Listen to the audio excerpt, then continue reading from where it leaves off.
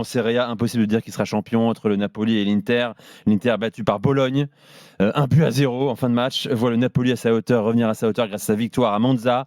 71 points. C'est d'ailleurs pas une moyenne de points très importante cette Non. saison. Non. C'est même moyenne basse, quoi. Exactement. Pour les deux. Meilleure différence de but, je pense. Parce qu'au maximum, ils peuvent avoir 86 points tous les deux. Ouais. C'est pas super haut. Meilleure différence de but pour l'Inter, plus 40 contre plus 27. Ça peut compter, bien sûr. Non.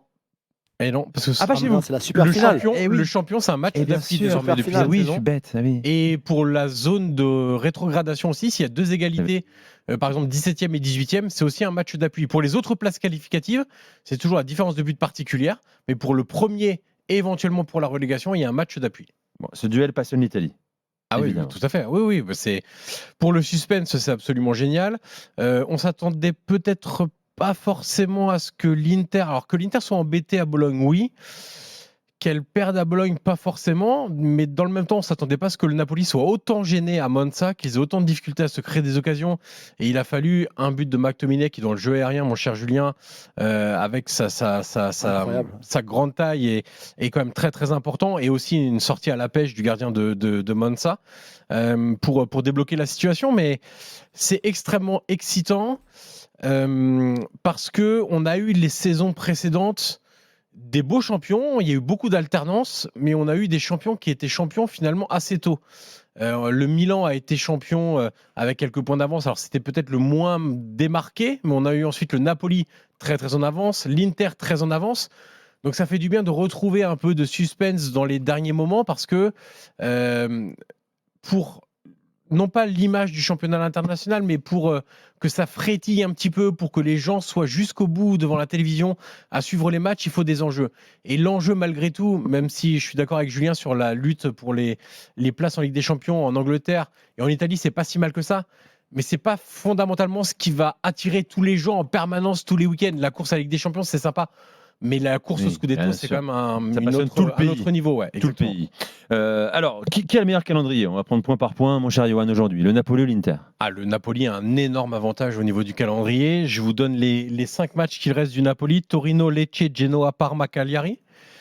Donc, c'est que ce qu'on appelle la partie droite en Italie du classement, parce qu'on présente le classement à gauche du 1 à 10 et à droite du 11 à 20. Donc c'est que la partie droite. Alors c'est toujours pareil, oui, ils ne sont pas gagnés les matchs. On l'a vu à Monza, le Napoli galère et gagne 1-0 chez le dernier qui est complètement largué.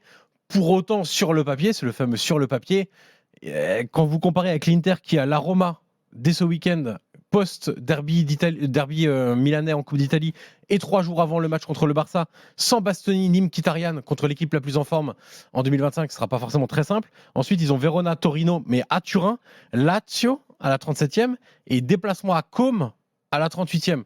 Donc au niveau du calendrier, il n'y a pas photo, et surtout, le calendrier, c'est là le calendrier des 5 matchs, mais il faut compter les 3 matchs minimum rajoutés dans le calendrier de l'Inter, avec les 2 demi-finales, enfin la demi-finale aller-retour en Ligue des Champions et la demi-finale retour en Coupe d'Italie. Bon, la différence, c'est que l'Inter aussi, en termes de fraîcheur, doit jongler avec la Ligue des Champions. C'est ça, l'autre point, c'est la fatigue. Où en sont les deux effectifs? Et à ce niveau-là, il y a une claire différence. Le Napoli n'a joué que 35 matchs cette saison. Donc 33 de championnat et 2 de Coupe d'Italie, puisqu'ils avaient commencé assez tôt en finissant 10e, ils avaient commencé dans les tours d'avant.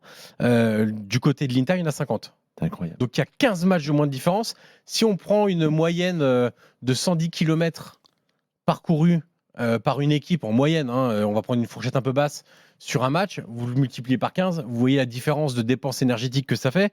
Et puis surtout, il y a 6 déplacements en plus à l'extérieur sur la période, je rajoute la Supercoupe en Arabie Saoudite et les 15 matchs, c'est pas simplement 15 matchs de plus, c'est-à-dire qu'il y a eu 15 semaines où l'Inter a eu 2 matchs par semaine. Pendant ce temps-là, le Napoli était absolument tranquille.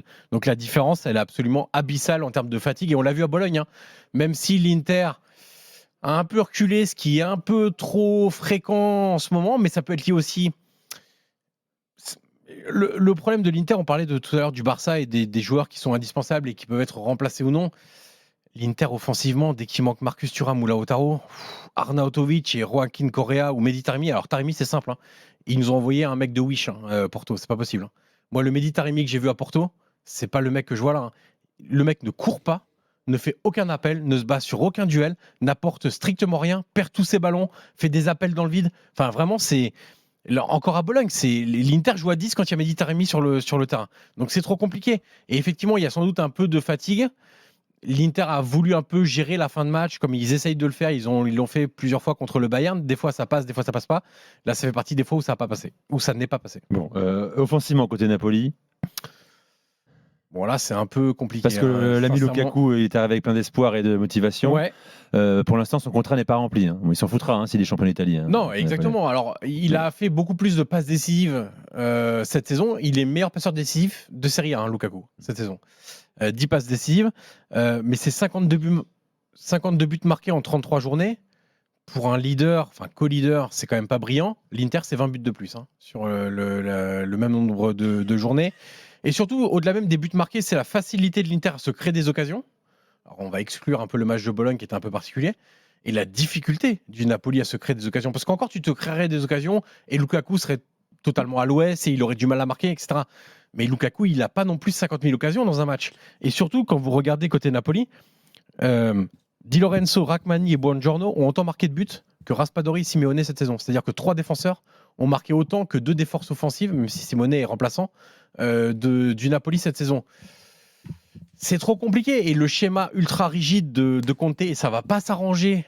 Plus les journées vont passer, plus l'odeur du Scudetto va arriver. Ça ne va pas s'arranger en réalité.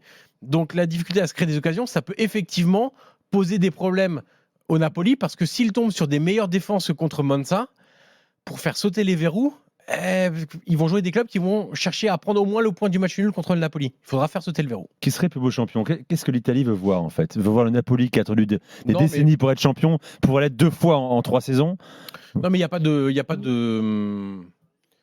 vue générale, si tu veux, là-dessus. Ça dépend de tes accointances. Tu demandes aux supporters milanais, ils vont jamais dire que l'Inter ferait un beau champion et qu'ils préfèrent avoir l'Inter. Il n'y a pas grand monde en Italie qui veut voir le Napoli champion parce qu'il y a beaucoup d'inimitié et entre le Nord qui considère que les Napoli sont des cutéreux et Terrone est le terme Mais il n'y a pas de solidarité entre les villes du Sud et clubs du Sud, justement. Il n'y a absolument aucune solidarité. Après, ça dépend de ta sensibilité foot. Moi, j'estime que l'Inter ferait un plus beau champion parce que pour moi, ça se rapproche un peu plus de ce que j'aime voir dans le foot. Et Conte, pour moi, c'est trop restrictif et trop ennuyeux. Et voilà.